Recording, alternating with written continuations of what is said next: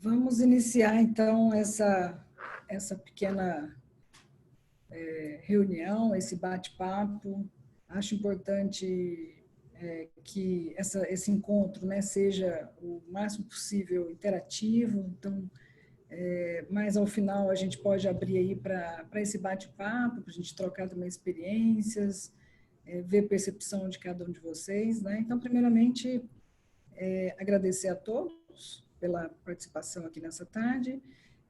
Me apresentar, eu sou a Vitória, eu que faço parte da empresa First Solutions, é a fabricante do sistema Epic. Nós hoje vamos falar sobre esse tema, né, que são os exames de imagem na Covid-19, quando solicitar, e os cuidados com a limpeza e desinfecção de equipamentos de imagem, tá? Pode passar, por favor. Importante destacar que esse projeto ele é patrocinado pelo Ministério da Saúde, né, e em parceria com o Instituto Federal de Goiás, a gente está desenvolvendo esse trabalho, né? Então, nós somos um dos desenvolvedores do trabalho liderado pelo Instituto Federal de Goiás. Pode passar. Aqui nós temos conosco hoje o Danilo. O Danilo é médico radiologista e de diagnóstico por imagem, ele fica sediado em Brasília. E nós temos aqui também hoje conosco a enfermeira Adenilde, que é coordenadora da Vigilância Epidemiológica da Secretaria de São Paulo, Municipal de São Paulo, e os dois vão falar sobre esse assunto, né? A gente vai fazer essa dobradinha sobre esses dois temas, que estão ali intimamente ligados, e a gente espera que dessa forma a gente possa contribuir aí, de alguma forma com o trabalho da Comissão de Controle de Infecção dos hospitais participantes desse projeto. Doutor Danilo, por favor, pode começar. Boa aula para todos nós. Obrigado, Vitória. É um prazer estar aqui novamente para falar um pouquinho mais sobre diagnóstico por imagem. Bom, para essa aula, eu vou dar novamente algumas dicas. Pedir para todo mundo deixar os microfones no mudo. A aula ela será apresentada e posteriormente será aberto espaço para perguntas. Os slides eles são numerados. Se alguém tiver alguma dúvida específica de algum slide, pode anotar aí, no final da aula a gente volta neles para poder avaliar esse slide novamente. E se alguém tiver alguma pergunta muito importante, pode enviar no meio da apresentação pelo chat, que a gente tenta responder naquele momento. Tá? Bom, os objetivos dessa aula é falar um pouquinho sobre os testes diagnósticos, e dentre dos testes diagnósticos a gente vai falar também do papel da imagem. Quando é que a gente deve solicitar os exames de imagem e qual método que a gente deve utilizar. Posteriormente a gente vai falar dos cuidados com a limpeza e desinfecção dos aparelhos. Bom, no Brasil, eu peguei alguns dados da Covid-19 fornecidos pelo Ministério da Saúde no dia 22, já tínhamos o número de casos confirmados de 1.106.470 e o número de mortes já alcançava 51.271. E em vários locais do país, o sistema de saúde já está em estado crítico ou muitas vezes colapsado. E isso se deve a várias restrições de recurso.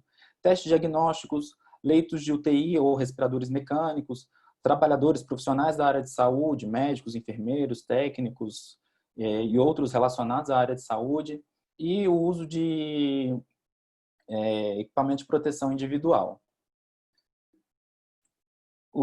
Inicialmente, sobre os testes diagnósticos. Bom, existem dois tipos de testes que são feitos relacionados ao diagnóstico, que é o RT-PCR e as sorologias.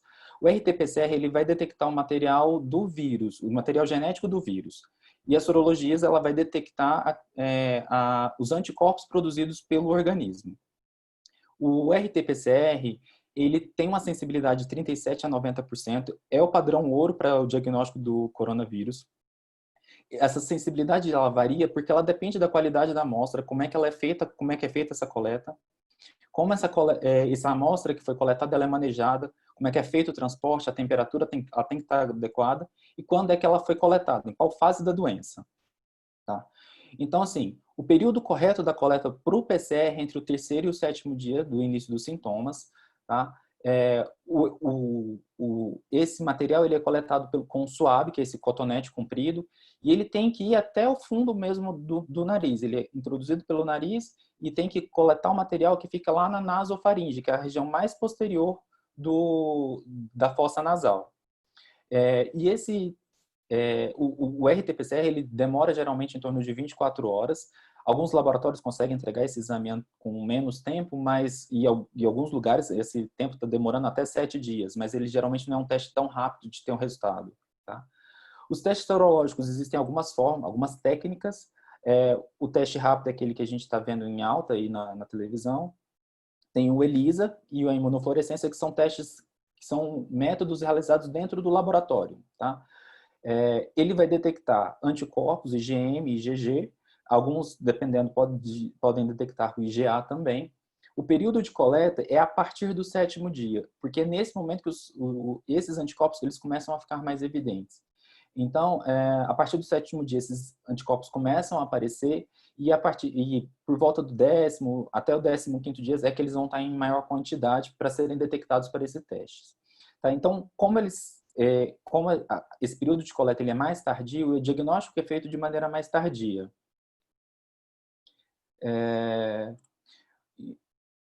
E aí esse teste ele é feito para diagnóstico tardio ou para diagnóstico retrospectivo, para saber se aquela pessoa teve contato ou não com o vírus. No coronavírus, com o coronavírus da Covid-19, a gente percebeu que algumas vezes tem assincronia. O que é essa assincronia? É o surgimento de IgG antes do IgM. O IgM é o anticorpo que aparece primeiro, e aí ele vai aparecer por volta entre 7 e 10 dias, e posteriormente ele tende a cair. E o IgG seria um anticorpo mais duradouro. Ele aparece mais tardiamente, mas ele fica por mais tempo. Tá? Então, muitas vezes foi observado que na Covid-19 eles estavam aparecendo primeiro o IgG e depois o IgM. Em alguns outros casos também aparecia simultaneamente. O RT-PCR ficava positivo ao mesmo tempo que o IgG e o IgM. Tá? Em relação ao teste rápido, o teste rápido é aquele que é feito com sangue de ponta de dedo. Ele é coletado, faz um furinho e é coletado esse sangue. Geralmente o teste fica pronto em 15 a 20 minutos. Esse que eu coloquei aqui é um exemplo de uma marca registrada pelo Ministério da Saúde. Ele evidencia uma sensibilidade, uma especificidade relativamente alta, uma sensibilidade de 86%, mas para esses números, eles têm que ser aplicados de maneira e nos prazos corretos. Então, assim, se os testes rápidos eles são feitos de maneira muito aleatória, essa sensibilidade cai, chegando às vezes até 30%, dependendo do tipo de teste também. No Brasil, a gente está com diversas marcas. Então, assim, e isso pode variar entre um teste e outro. Tá? Então, assim, esse tipo de teste ele é importante para testagem de maior número de pessoas. Então, ele é para fazer um estudo mais epidemiológico. Então, ele é importante para isso, principalmente. Tá? Esse gráfico ele vai mostrar exatamente esse tempo.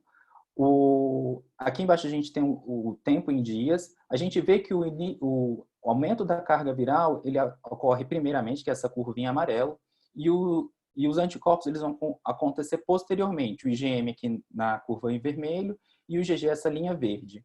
Então, assim, enquanto a gente tem uma alta carga viral, a gente está começando a ter o início dos sintomas, mas ainda não tem anticorpos. Então, nesse período, é ideal que seja feito o PCR. Após esse período, quando a carga viral vai diminuindo, que o PCR já deixa de ser tão eficiente, a gente começa a verificar melhor,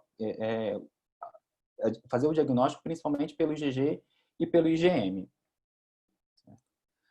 Em relação aos exames de imagem, quando é que a gente deve utilizar esse tipo de exame? Bom, o exame de imagem ele vai ser utilizado para auxílio diagnóstico porque sozinho ele não faz o diagnóstico, ele tem que ser relacionado com os dados clínicos e laboratoriais do paciente. Ele não faz o diagnóstico confirmatório e ele vai auxiliar para estabelecer o manejo e determinar a terapia desse paciente. Quando é que a gente vai utilizar esses exames? O que a gente deve avaliar? Primeiro, a exposição à radiação. Muitos dos exames de imagem a gente avalia, tem exposição à radiação, como a tomografia, o raio-x.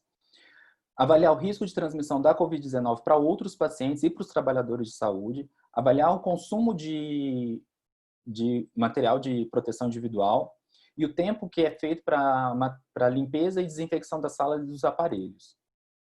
Em relação à ultrassonografia, que é um tipo de exame de imagem, a gente tem algumas vantagens de usar a ultrassonografia. Ela é um exame sem radiação ionizante, pode ser feito no leito e ela vai ser muito importante para avaliação de complicações e diagnósticos diferenciais, como pneumotórax e derrame pleural.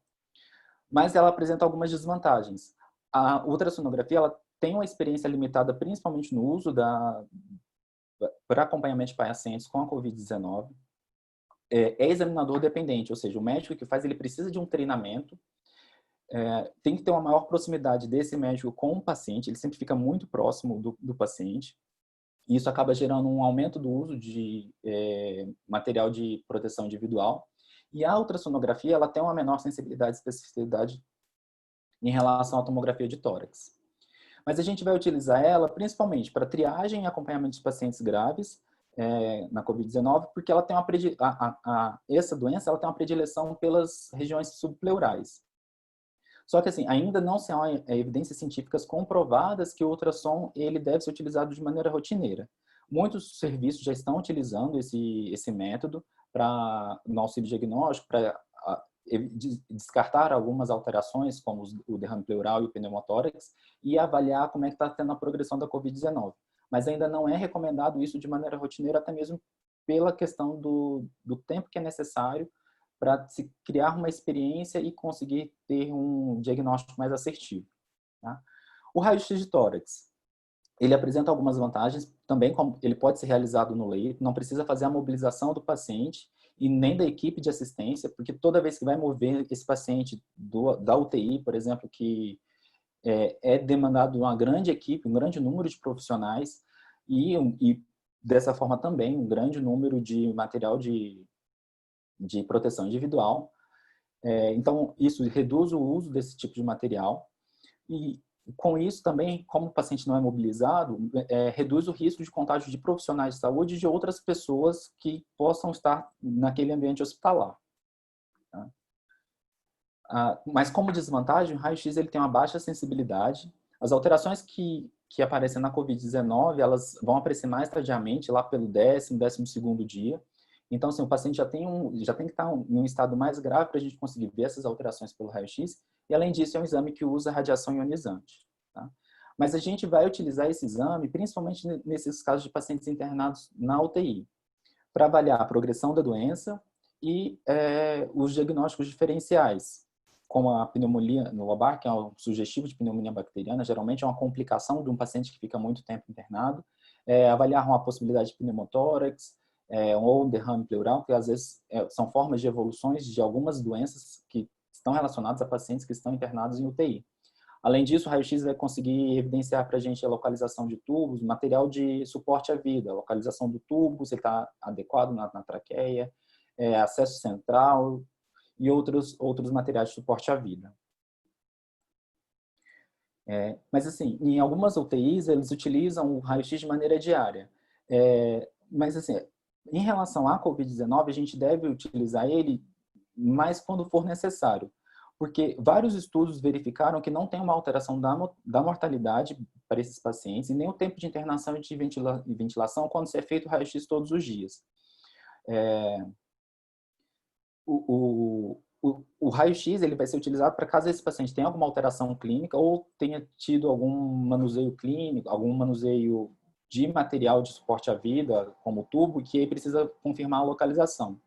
Quando a gente reduz isso, essa avaliação radiográfica para dias mais espaçados, a gente reduz o uso de equipamento de proteção individual, reduz a exposição também desses profissionais a um paciente com Covid-19. Tá? E a tomografia computadorizada? Bom, a tomografia ela é mais sensível para as alterações iniciais. Geralmente a gente já consegue ver algumas alterações a partir do 3º dia de sintomas, 2º e 3º dia. Vai ser importante para a avaliação da progressão da doença e para a avaliação de complicações. como alterações do coração, injúria miocárdica ou tromboembolismo pulmonar, principalmente naqueles pacientes que têm uma piora significativa e muito rápida.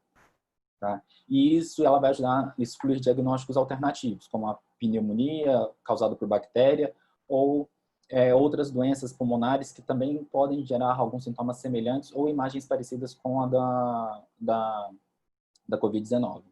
Então, assim, quando é que a gente vai utilizar esse exame? A Sociedade Fleischner, ela fez um consenso. Essa sociedade é uma sociedade médica multidisciplinar e internacional para a radiologia torácica. Ela é dedicada para diagnóstico e tratamento de doenças do tórax. Ela é uma sociedade que envolve profissionais de vários países, entre eles radiologistas, pneumologistas, patologistas, cirurgiões torácicos, epidemiologistas e outros profissionais relacionados à área. E essa sociedade ela fez um consenso para orientar os profissionais clínicos e intensivistas quando é que se deve solicitar esse exame. Tá? E para fazer esse consenso, ela pegou vários profissionais de 10 países com suas experiências clínicas no manejo de Covid-19 em cada lugar. Então, foram radiologistas, pneumologistas intensivistas, patologistas, experts em controle de infecção hospitalar. Tá? E aí ela avaliou fatores de risco do paciente, condições da comunidade, questão de transmissão viral dentro da comunidade e os recursos que cada local poderia ter, né? E através disso ela criou 3 possíveis cenários para utilizar a tomografia de tórax. Bom, antes disso, para avaliar o paciente, ela avaliava a severidade dos sintomas respiratórios e foi classificado em leve ou moderado ou grave, e a probabilidade pré-teste para COVID-19, que ela se baseia na prevalência de infecção, que ela podia ser alta, moderada ou baixa. A baixa ela é aquele local onde a transmissão é esporádica, a moderada a transmissão é mais regional e a alta seria a transmissão comunitária. Então, que no Brasil, diversas cidades, principalmente nos grandes centros, a gente já tem uma probabilidade pré-teste para COVID-19 alta, porque a transmissão já é comunitária. Em relação à comunidade médica e a profissionais de saúde, foi considerado que esses profissionais eles têm um baixo risco quando essa interação com o paciente é de poucos minutos ou menos e sem o uso de equipamento de proteção individual, ou quando essa interação ela é mais prolongada, mas eles estão fazendo o uso adequado da proteção individual. Tá? Então, assim, os fatores de risco para a progressão da doença seriam feitos pela avaliação clínica, pacientes com maior de 65 anos, doenças cardiovasculares, diabetes, doenças respiratórias crônicas, hipertensão, ou aquelas pessoas que têm um sistema imunológico comprometido por algum tratamento ou por alguma doença. A avaliação da progressão da doença, da Covid-19, e os recursos que eram disponíveis. Profissionais de saúde, os testes diagnósticos e os equipamentos de proteção individual, além de leitos e respiradores. E nesses lugares onde a probabilidade pré-teste era moderada ou alta, já se manejava o paciente como positivo. E em pacientes onde a probabilidade é baixa, a probabilidade pré-teste é baixa, maneja-se o paciente como negativo.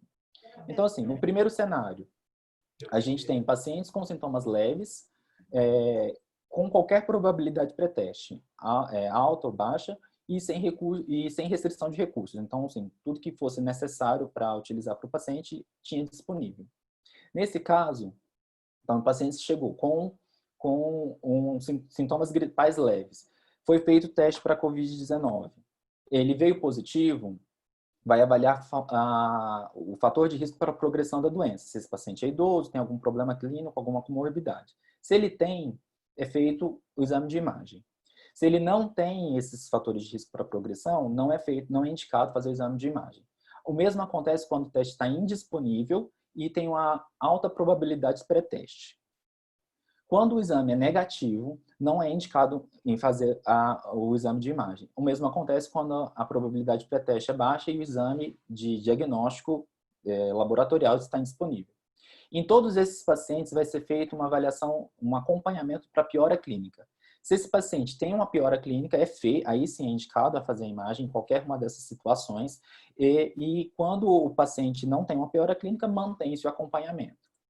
Então, nesse cenário, em pacientes com alta probabilidade para evolução da COVID-19, a imagem ela é indicada para servir como uma base de comparação futura e que pode influenciar a intensidade de monitoramento para a piora clínica desse paciente.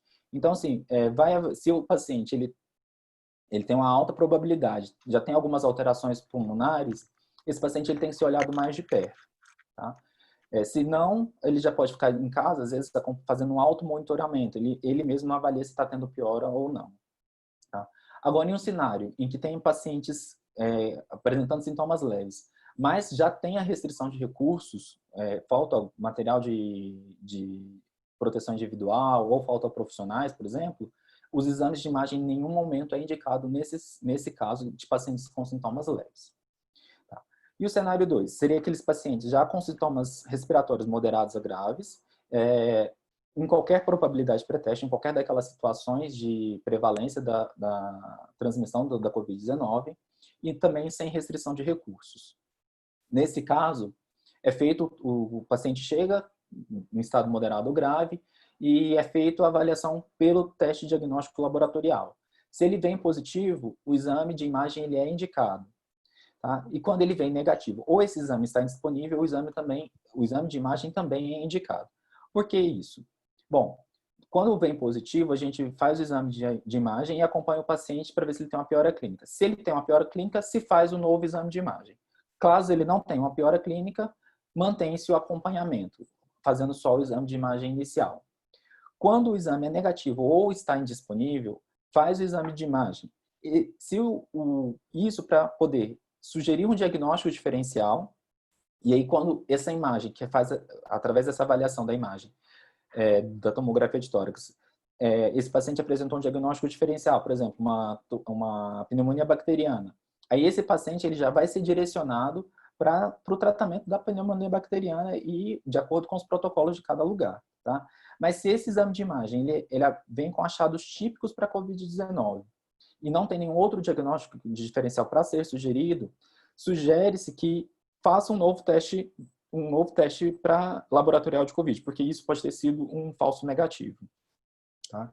Então, assim, pacientes positivos com a COVID-19, o exame ele vai servir para base de comparação futura e para indicar alterações cardiopulmonares pré-existentes, para estratificar o risco de piora desse paciente. Se ele tem se tem um acometimento maior, ele tem o risco de ter uma piora clínica mais acentuada. Tá? E em pacientes que já apresentam uma piora clínica, a gente vai avaliar a imagem novamente para avaliar a progressão da doença e descartar doenças secundárias, como o TEP. Então, se o paciente ele tem uma piora clínica exacerbada, muito intensa e de repente, um diagnóstico diferencial é o tromboembolismo pulmonar. Além disso, pode também ter infecções bacterianas associadas, principalmente naqueles pacientes que estão internados já há algum tempo e com intubação, ou quando tem ou para avaliação de falência cardíaca por alterações causadas no coração pelo vírus da COVID-19.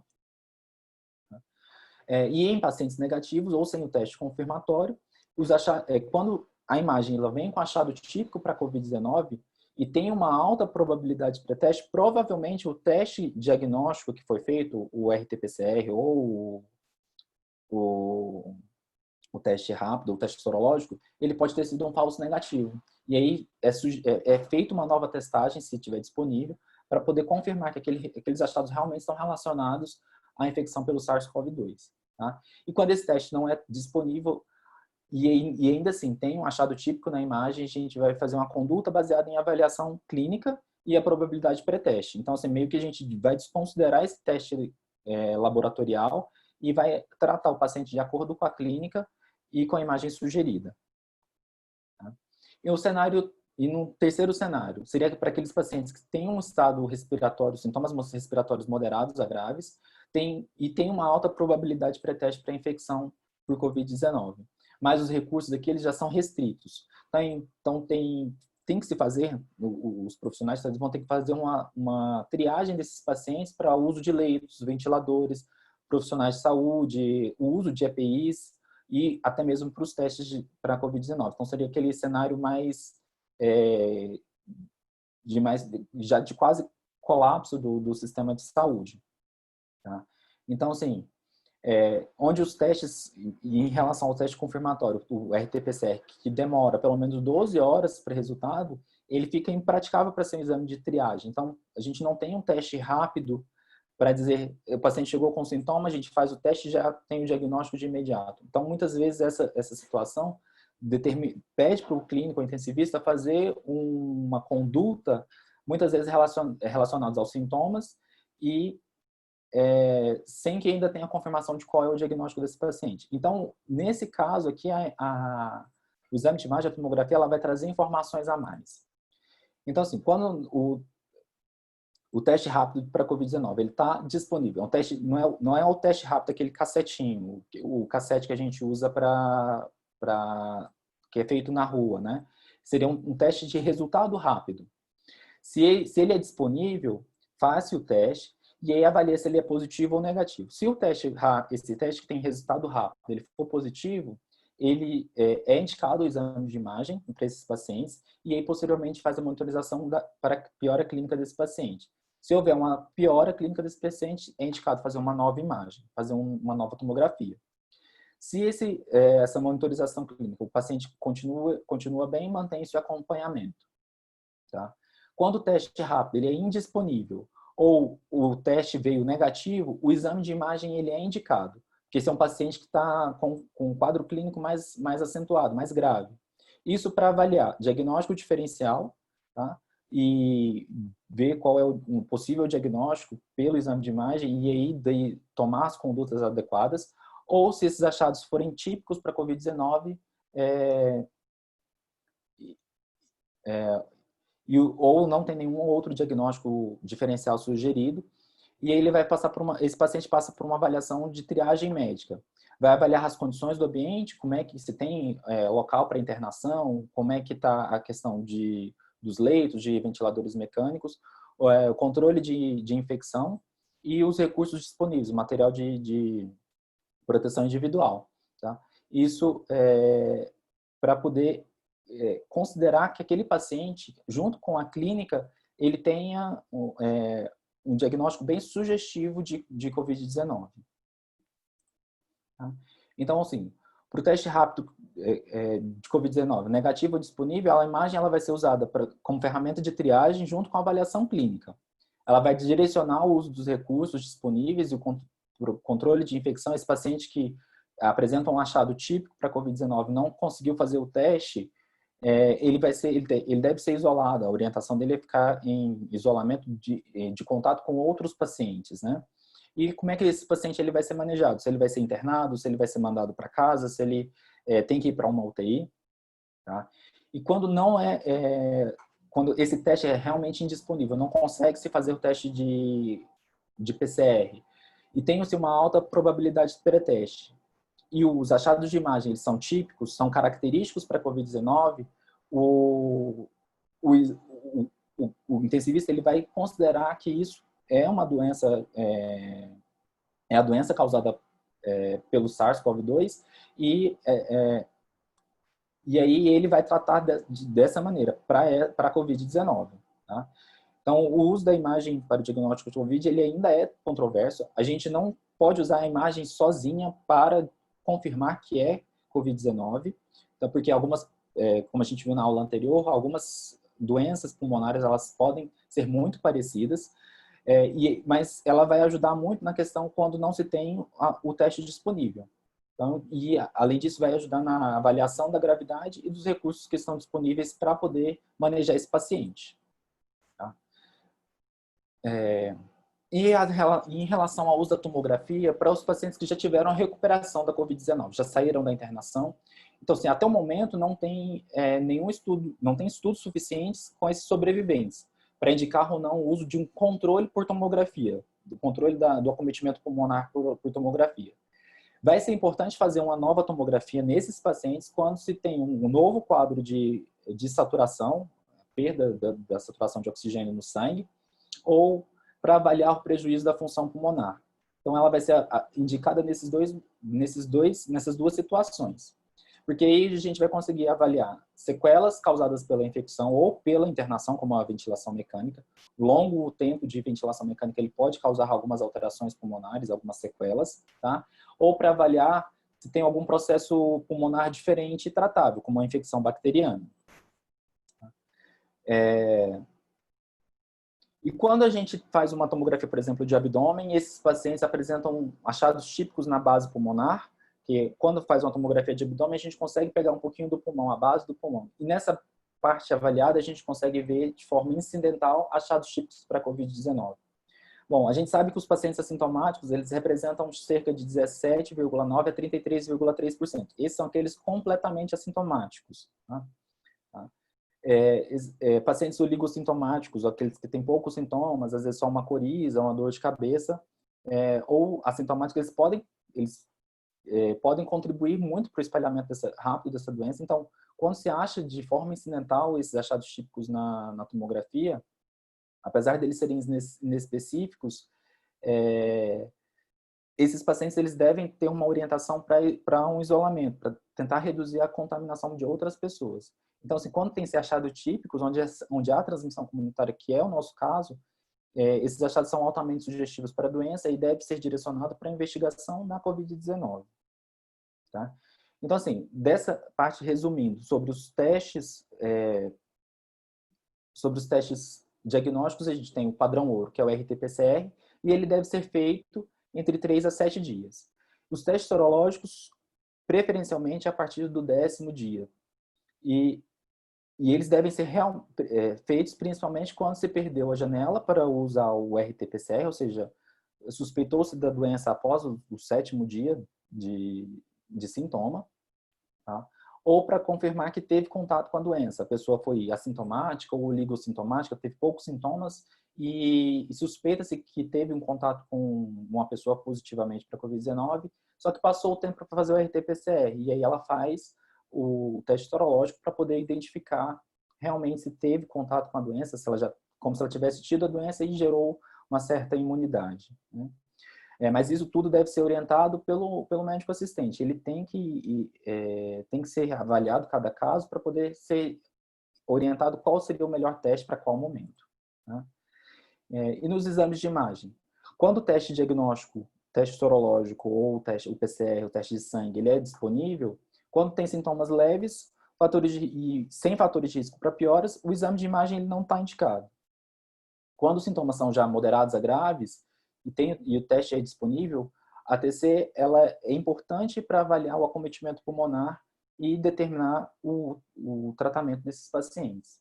Tá? E quando o teste diagnóstico é indisponível? Nesse momento aqui, a gente vai usar a tomografia de tórax como uma ferramenta diagnóstica. Ela, junto com a probabilidade pré-teste alta e os achados típicos de imagem, eles vão ser altamente sugestivos para a COVID-19, tá certo? Então, assim, ela não é sozinha possível de fazer o diagnóstico, mas junto com toda a história clínica desse paciente e a probabilidade pré-teste, a prevalência da COVID-19 naquele ambiente em que essa pessoa se encontra, se tem essas duas coisas juntas, a conduta médica vai ser considerar aquilo como uma possibilidade de COVID e tratar para tal, certo? Bom, essas foram as referências bibliográficas que eu utilizei para fazer essa aula. Se alguém quiser, eu posso enviar posteriormente, tá? E agora eu vou passar a palavra para a enfermeira Denilde para ela continuar a nossa aula.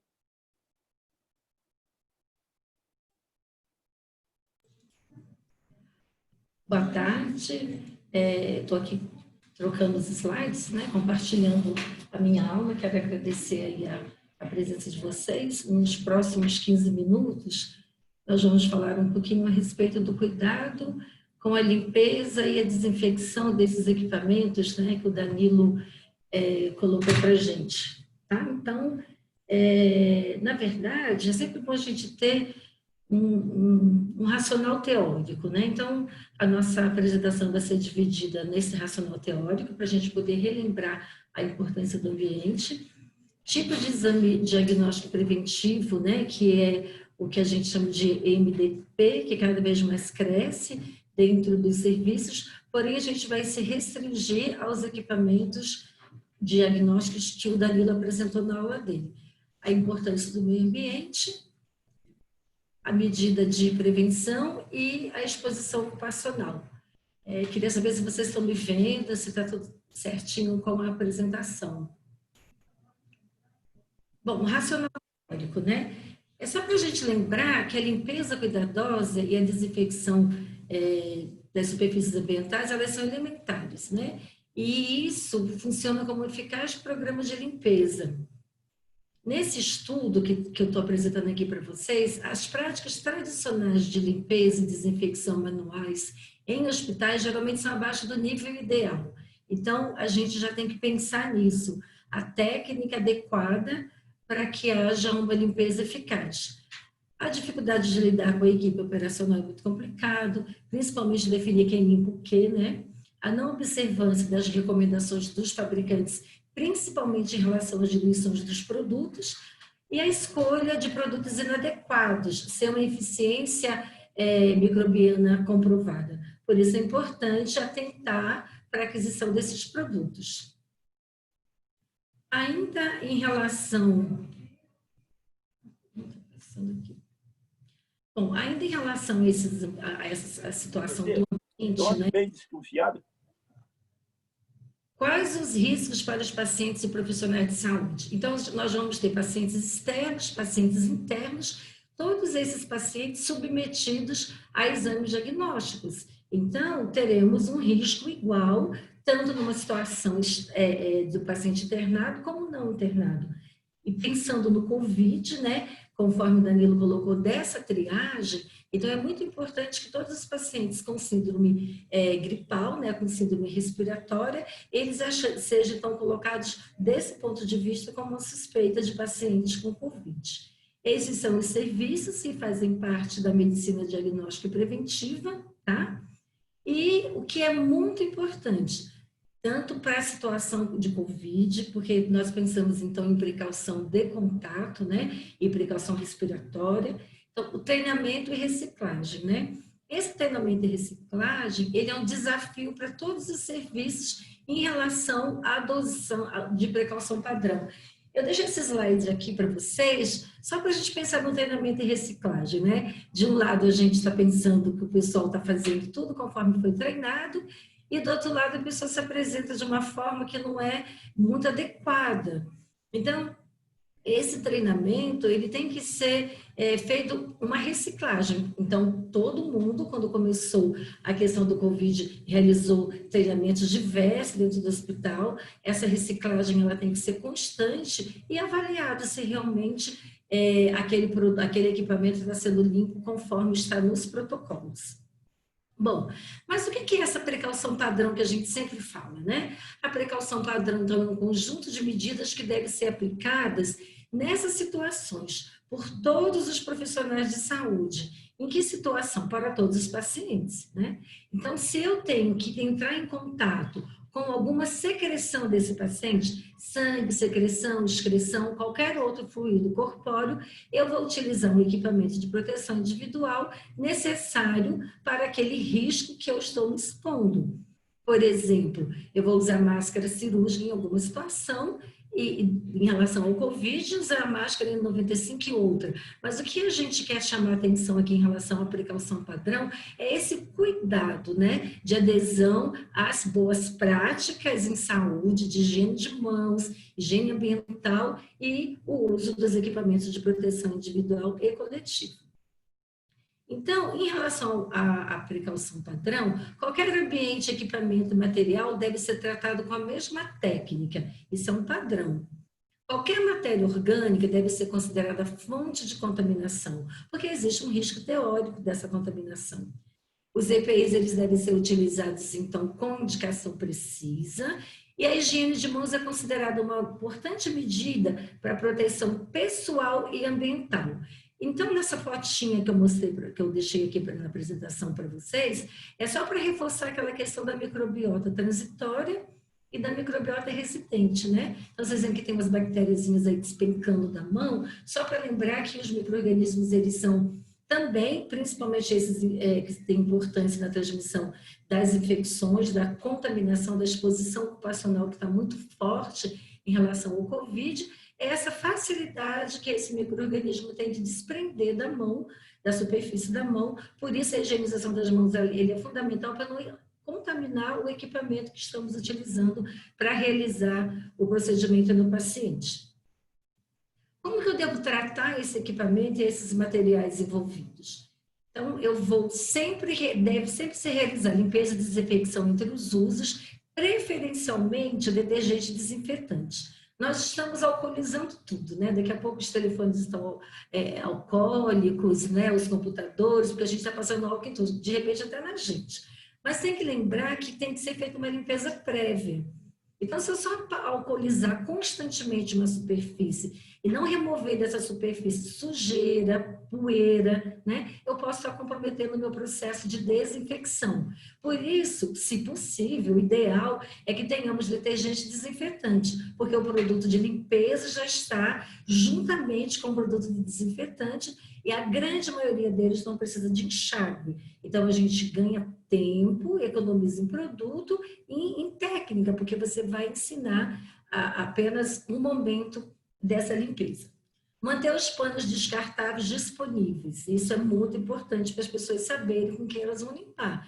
Eu não tenho pano descartável na minha instituição, eu não vou poder utilizar um pano descartável, eu tenho que alinhar junto à lavanderia a higienização desse pano após a limpeza. A gente não pode fazer uma precaução de contato respiratório para um paciente de Covid e sair limpando todos os quartos com o mesmo pano, porque a gente está levando contaminação de um quarto para o outro. Após o término do exame, certifique-se que o equipamento está limpo, ou seja, terminou de fazer todos esses exames que o Danilo demonstrou para a gente, precisa que esse equipamento seja limpo adequadamente para receber o próximo paciente. Verificar as condições de limpeza entre o uso. Então, se a sala estiver vazia e você vai utilizar aquele equipamento, dá uma olhada se está tudo ok, se ele está limpo, se não tem resíduo de um material orgânico. Limpar e desinfetar antes de qualquer manutenção. Então, isso é muito importante. A gente tem que pensar na disposição ocupacional também da equipe de manutenção. Então, se eventualmente eu vou mandar um equipamento de ultrassom, por exemplo, para fazer uma manutenção, eu devo fazer uma limpeza e desinfecção anteriormente a isso. Luva de procedimento. Ao manusear equipamentos, materiais que possam estar contaminados. Então, se eu não tenho certeza que está limpo, eu vou usar um EPI. E manter a sala de equipamento organizada e limpa, porque isso facilita com que a gente localize rapidamente materiais limpos, né, com facilidade, sem evitar que entre numa sala e toque em todos os equipamentos para conseguir chegar naquele que a gente precisa. Eu deixei aqui para vocês, então, uma forma ideal, né, mais adequada, vamos dizer assim, para a utilização do produto limpador desinfetante. Nesse slide, eu estou mostrando para você o 2 em 1, como eu falei, mas se a gente estiver utilizando o detergente e um desinfetante, tem uma fase a mais. Então, nessa solução detergente desinfetante, umedeça o pano com a solução, nunca borrife em cima da superfície, porque um excesso de material, ele pode danificar o equipamento, pode manchar e o consumo também, ele é inadequado. Realize movimentos únicos, né? Esses movimentos, eles têm que ser um movimento unidirecional, ele não pode ser um movimento de vai e vem, porque você leva para frente e para trás a contaminação e mantém um pano úmido. Então, eu borrifo todas as vezes que for necessário e eu vou usando os lados do pano, né? Então, eu vou utilizar as 4 faces desse pano que eu estou utilizando, porque eu vou limpar, terminei aquele movimento, eu viro o pano para fazer um outro movimento, para que eu garanta realmente que esses micro-organismos, a secreção, que, né, possivelmente com matéria orgânica que está aí albergando o Covid, ele possa ser removido adequadamente. Descarte o pano sujo e continue limpando com um pano novo. Mas você não tem um produto detergente desinfetante 2 em 1, então faz a limpeza, procedida de uma remoção com pano úmido de todo o detergente que fica e aplica, por exemplo, o álcool 70 no final dessa limpeza. Então, a gente perde tempo, né? Na verdade, a gente, usando o detergente desinfetante, a gente ganha mais em termos de economia de tempo. Então, aqui está a lista, né, do grau de risco. Então, se a gente pensar que os nossos equipamentos citados são equipamentos críticos, não críticos, né, que entra em contato com a pele íntegra, ele deve ser submetido a um processo de limpeza e desinfecção, pensando em eventual matéria orgânica. E o princípio e o método de limpeza é remoção de sujidade. Né? Remoção ou redução dos micro-organismos. Então, quando a gente usa um desinfetante, a gente está fazendo essa redução. E a remoção ou redução das substâncias pirogênicas. Né? Então, se eventualmente você estiver pensando em um exame de imagem, que não é o caso da apresentação de hoje, invasivo, ele tem esse risco de reação pirogênica. Fica aqui a padronização dos germicidas, né? Eu trouxe para vocês os principais princípios ativos que nós podemos utilizar e que são efetivos para o COVID. Em qualquer documento que vocês forem consultar, vocês vão observar que não existe uma recomendação diferenciada em relação ao produto desinfetante para que seja utilizado em outras situações. Então, isso não muda, a técnica não muda, né? Então, a gente tem o álcool, compostos fenólicos, está na portaria, mas ele é altamente contraindicado, porque ele é um produto cancerígeno. Quaternário de amônia, biguanida, são produtos que podem ser utilizados com detergente, existem formulações autorizadas pela Anvisa, e o ácido peracético, principalmente em situações que vai fazer imersão dos equipamentos, que não é o caso aqui da nossa apresentação. Falando especificamente do que o Danilo colocou, na radiologia, né? O que é mais importante eu atentar? A higienização das mãos, a precaução padrão, vou usar o equipamento de proteção individual conforme o risco, e posteriormente a limpeza e desinfecção dessa superfície, tanto a superfície do equipamento quanto a superfície ambiental. Se a gente está pensando que nós estamos atendendo um paciente com suspeita de Covid, esse paciente está em isolamento e tem que ser realizada a limpeza da sala entre os procedimentos. Então, eu trouxe esse estudo aqui para vocês, né? É um estudo, depois, se vocês quiserem ler ele mais profundamente, é um estudo bastante interessante que fala a respeito da contaminação, né? Dos insumos, né, das coberturas de placas, das mesas, né, das mãos dos profissionais de saúde em relação ao raio-x. Então, foi feita uma observação para identificar o que mais aparecia nessa contaminação, uma intervenção que foi realmente baseada em treinamentos com discussões diárias com o técnico de raio-x para que eles pudessem entender, compreender bem essa questão das culturas da contaminação ambiental, e depois de 6 meses foi feita nova coleta e observou-se, então, que houve uma redução significativa, principalmente de bactéria multiresistente. É só para lembrar que o serviço de radiologia pode, sim, ter grande importância na transmissão intra-hospitalar e principalmente na exposição ocupacional do COVID. Em relação à ultrassonografia, a precaução padrão e a higienização das mãos, é importante lembrar da desinfecção dos transdutores, né? Eles precisam ser higienizados porque vão entrar em contato com a pele do paciente. E em relação à utilização do gel, ele não precisa ser estéril, pele íntegra, né? Então, no caso da ultrassonografia de tórax, ele não precisa ser estéril e nunca reinvasar. Então, eu vou ter um pote do gel, ou individualizado, que é o melhor, mas eu não vou manipular, eu não vou pegar um galão de gel e reinvasar, né? Ou seja, eu não vou colocar isso dentro de preencher uma odolia eventualmente. E eu não posso aquecer isso no calor seco, né? É contraindicado. Em relação à ultrassonografia, também a gente tem que atentar, apesar de não ter sujeira visível, as superfícies próximas, elas ficam contaminadas.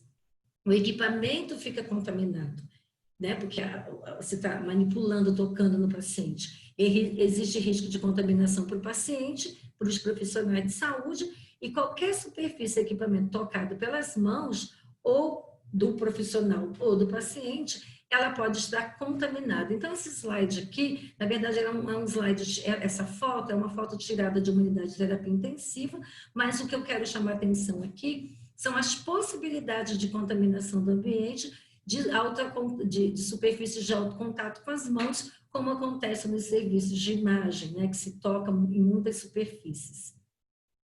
A limpeza e desinfecção desses equipamentos de ultrassonografia, então a recomendação é retirar o excesso do gel, de preferência panos descartáveis, se não for eles têm que ser substituídos, aplicar detergente desinfetante, conforme eu mostrei para vocês naquela figura anterior, organizar a sala de exames, higienizar as mãos e realizar a desinfecção com álcool 70% antes do procedimento de limpeza. Então, na minha instituição, a desinfecção desses equipamentos será feita com álcool, eu preciso fazer a higienização precocemente, anteriormente. A tomografia e a ressonância, né? Então, sem contraste, a gente tem só a questão da higiene de mãos, a precaução padrão, a limpeza e desinfecção de superfícies, e se eu estiver trabalhando com uma tomografia com contraste, eu vou ter, então, outros riscos, né, associados à pirogenia, uma infecção de corrente sanguínea. Então, a gente vai se ater aqui à questão da tomografia sem contraste.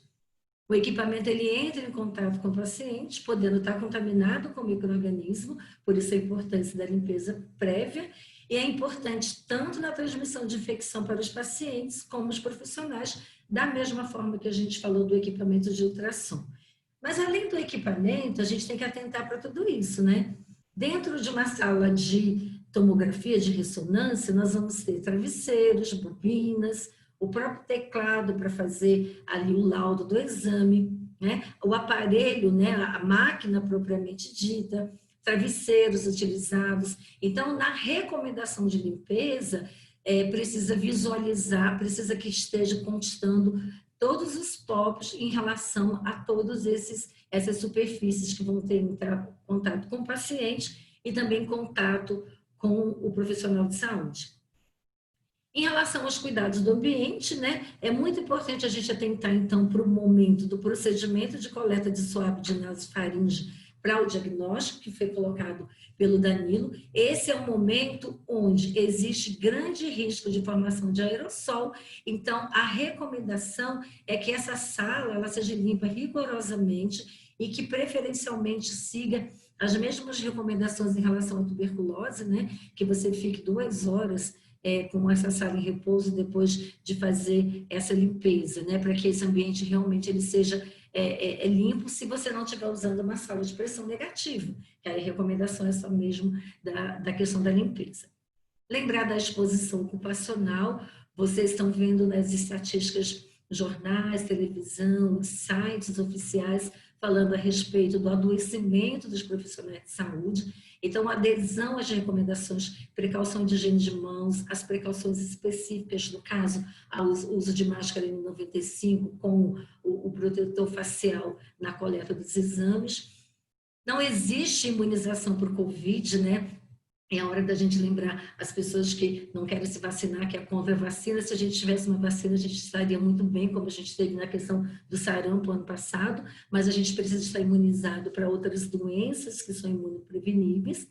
Descarte adequado e seguro. Eu preciso descartar de forma que eu me proteja e proteja principalmente o pessoal da limpeza, da lavanderia, que vai manipular essa roupa, né? E esse material perfurocortante. E eu preciso fazer treinamento frequente de equipes, porque as pessoas cansam, porque as pessoas trocam, porque as pessoas se demitem. Então, neste momento de pandemia, esse treinamento ele tem que ser muito mais frequente, muito mais focado.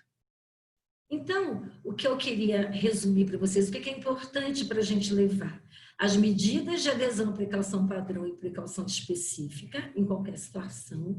Adequação dos produtos de limpeza e desinfecção, seguindo as portarias e as diluições. Adotar práticas adequadas de limpeza e desinfecção de ambientes e equipamentos, verificar se realmente o que está limpo está realmente limpo e quem limpa o quê. E adesão às medidas de transmissão de Covid. E eu deixo para vocês aqui, esse é o nosso desejo, né? Um grupo de apoio para os micróbios e bactérias que estão sendo destruídos aí pelo nosso procedimento adequado em relação à medida de transmissão. Então, era isso que eu gostaria de apresentar para vocês. A aula depois vai estar disponível para vocês checarem as literaturas e nós estamos à disposição aí se tiver alguma pergunta, né? Nós podemos, eu e Danilo, estar respondendo. Muito obrigada. Obrigada, Denilde, doutor Danilo. A gente não quer uma aula cansativa, né? Nós queremos sempre trazer conteúdos para as comissões de controle de infecção, que sejam os conteúdos ali do dia a dia, as problemáticas que as comissões enfrentam no seu dia a dia, e trazer esses conteúdos também para a gente abrir discussões, né? E se vocês quiserem fazer perguntas e também mencionar alguma experiência que vocês tiveram, né? Que possa também contribuir para os outros hospitais, será muito bem-vindo. E a gente fica aberto aí. Se alguém tem alguma questão, se quiser falar, é só ligar o microfone aqui e falar, e a gente está aqui à disposição de vocês. Nenhuma pergunta? Posso fazer um comentário? É Sim, Márcia? doutora Márcia. Tudo bom? Tudo bom, doutora Márcia, infectologista. É só um lembrete, eu gostei muito da última aula apresentada. Primeiro eu cheguei um pouquinho atrasada e não peguei tudo. Mas em relação aos equipamentos, né, acho que uma coisa que é importante a gente lembrar é sempre consultar o manual do fabricante, porque para saber qual o desinfetante que a gente pode usar.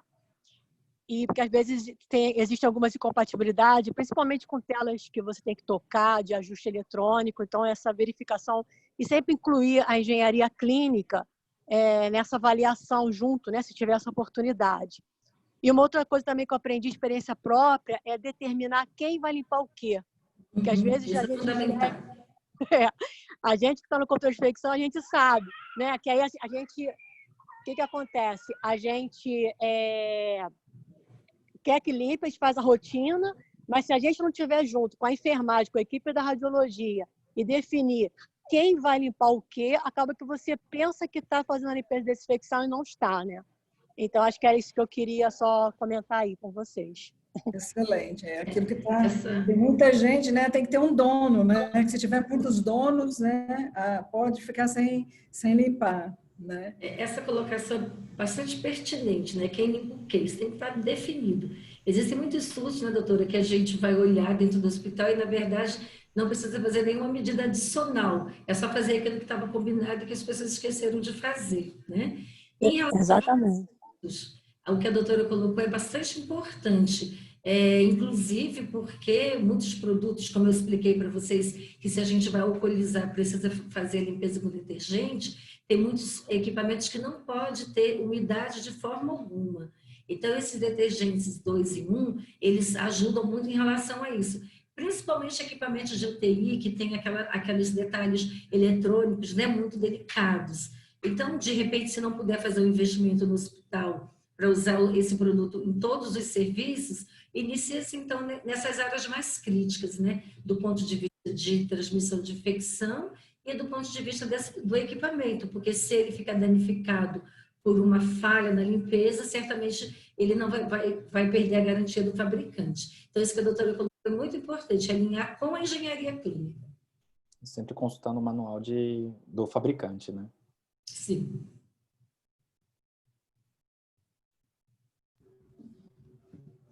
Tem mais alguma pergunta, algum questionamento que tem que ser feito aí? Algum comentário de algum de vocês? Não? Bom, nós estamos promovendo de tempos em tempos esses encontros, né? Até dentro do projeto do Ministério da Saúde, né? Faz parte da grade, né, desse projeto, alguns encontros como este. Então, amanhã, o que a gente tem feito é 2 dias, a gente faz 2 dias o mesmo tema, né? Essa apresentação, esse bate-papo amanhã vai acontecer novamente. Então, nós temos feito isso. Para cada tema, 2 encontros, porque às vezes as pessoas não podem participar de um, tem a oportunidade de participar novamente depois. Então, a gente fica à disposição de vocês. Só repetindo, esse é um projeto financiado pelo Ministério da Saúde. O Ministério da Saúde tem participado ativamente desse projeto, tem trazido para a gente também conteúdos bastante relevantes, pedido também para que que a gente traga para os participantes conteúdos relacionados ao coronavírus, ao Covid, né? Porque chega muita informação, então é importante que chegue sempre informações que ajude, que some nas instituições participantes, nas instituições hospitalares, tá? Então, nós ficamos aqui à disposição de vocês. Esses encontros, eles vão gerar um certificado de participação, né, que nós enviaremos por e-mail para os participantes, e, mais uma vez, agradecer a disponibilidade e a atenção de todos vocês e desejar que estejam conosco no próximo encontro. Tá? Obrigada, um bom trabalho para todos vocês. Boa tarde, muito obrigada, bom trabalho. Obrigado, boa tarde. Boa tarde, tchau, tchau. Tchau.